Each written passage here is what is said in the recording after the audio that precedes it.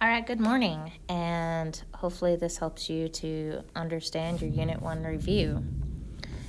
All right, so we're first going to determine if each statement is true or false, and we have to justify. That means we have to explain our response. So, on our first question, it says all rational numbers are a subset of integers.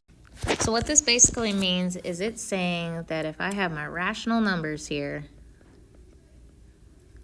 according to this statement, it's saying that integers should be on the outside and rational should be on the inside. So this one is false. That's because integers are inside rationals. So integers are a subset of rationals. All right, so it says -2 is an integer, but not a whole number. So let's look at our picture again. So we've got rational, and then we've got integer, and then we've got whole number.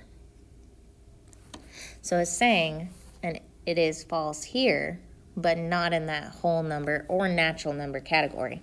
Now remember, guys, sometimes with star, they will not put that natural number category. So remember, it works its way out. So this statement is actually true, and that's because whole numbers are never negative. So whole numbers are never negative.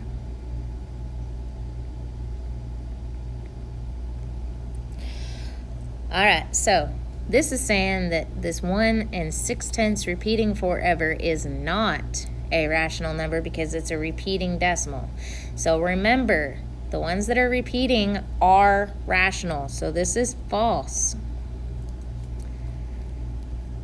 Rational numbers repeat. Rational numbers have decimals that repeat. Because anytime that I have a repeating decimal, that can be turned into a fraction. Fractions go on a number line. That fractions are rational. That repeat. All right, we're going to do descending order. So that means my arrow's going down, D, down. So I always put my G on top, my L on bottom. So first thing I got to do, I've got to make sure that all of these are in decimals. So negative 0.66 repeating, negative 1.3, positive 1.5, positive 1.8, and if you do 4 divided by 4, you get 1. So descending, so I'm looking for my largest number. This is not including my two negatives here. Those are not bigger. I don't care how big they look. They are not the biggest. All right, so my largest number would be 1.8, which means it is 9/5, followed by 1.5, followed by my 1, which is 4/4. And then I get to my negative. So remember, the smaller the looking the negative, that means the closer it is to 0, which means the more positive or the more greater it is. So this would be -2/3. And then my one that looks the largest is actually the smallest because it's farthest away from 0. All right, yet again, we're listing descending order. So I'm going to go ahead and turn these all into decimals first. 875, -1 1/10, 0 5/10, 1 4/10, -0.75. So we're looking for descending order. So yet again, greatest to least. So I'm looking for my largest digit. So what I'm going to look for besides my negatives, so I'm going to go ahead and highlight my negatives. That way I know these are not the ones I'm looking for. I'm going to look for my first digits. So I see a 1. So this means 7/5 has got to be my largest. Followed by, I'm looking for my next one. That means I look to the right of the decimal. That means the 8 is larger than my 5. So 7/8 is next, followed by 0 and 5/10. And then here, I look for the one that has the 0 first. So -3/4, because remember, the smaller it looks, the bigger it is. And then I also have -1.1. So 1, 2, 3, 4, 5. And I'm going to check my bottom. 1, 2, 3, 4, 5. That tells me I have the same amount of numbers. All right, so on to the next page. All right, so I see we've got scientific notation. Remember, your numbers are basically between 1 and 9. It can be a 1, it could be a 9, it could be anything in between. But it cannot be, and this is if it's going to scientific. This is only talking about for scientific. So if I'm writing it in scientific notation. So we're going to do 3 and 45/100 times 10 to the power of 4 in standard decimal notation. That means I'm going to take this lovely little number right here, and I'm going to actually turn it into a counting number, because my digit right here is a positive, which means I move my decimal to the right. So I'm going to go 1, 2, 3, 4. There's my 4 decimal places, so this looks like this: 3, 4, 5, 0, 0. Notice there is no decimals here. None. This is a counting number now. No decimals. All right, this one will have a decimal because we're going to turn it into scientific notation. So I'm going to identify my first counting number. So I'm going to first rewrite this number. 1, 2, 3, 1, 2, 3.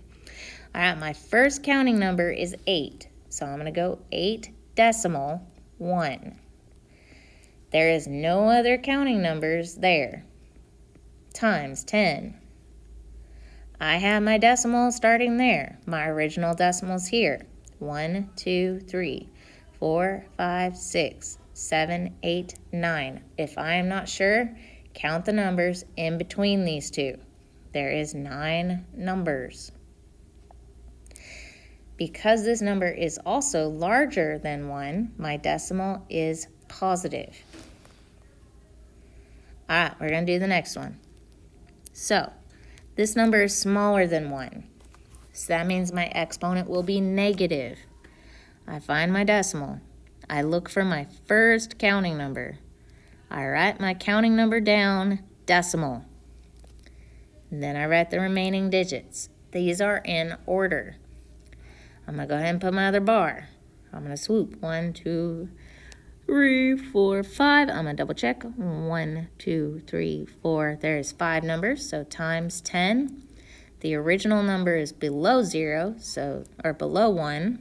So we're going to basically make this negative 1, 2, 3, 4, 5 digits.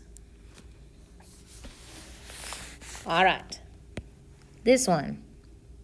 It is showing me that this number right here has a negative exponent. This means that my decimal moves to the left 5 places. 1, 2, 3, 4, 5.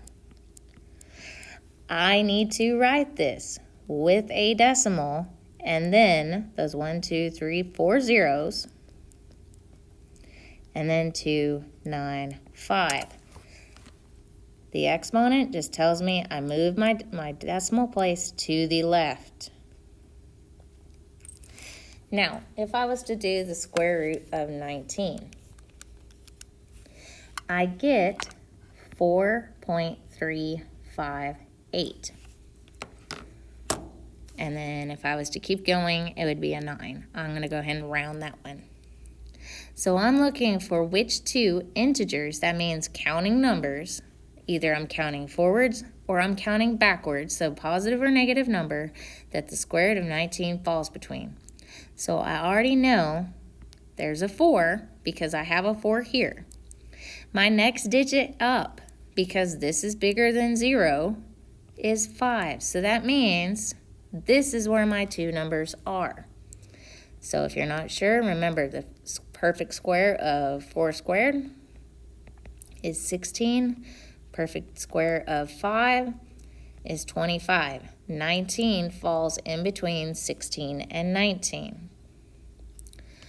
All right, last question. We're going to do square root of 51. So this gives me 7.141. If you do 3 digits, you will find that your middle digit is your hundredths place. So I'm going to look to the right of my hundredths place, which is a 1. Remember, 5 or more, the number 4 would go up to a 5.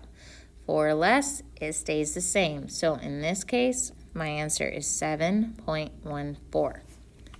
Alrighty, let me know if you have any questions.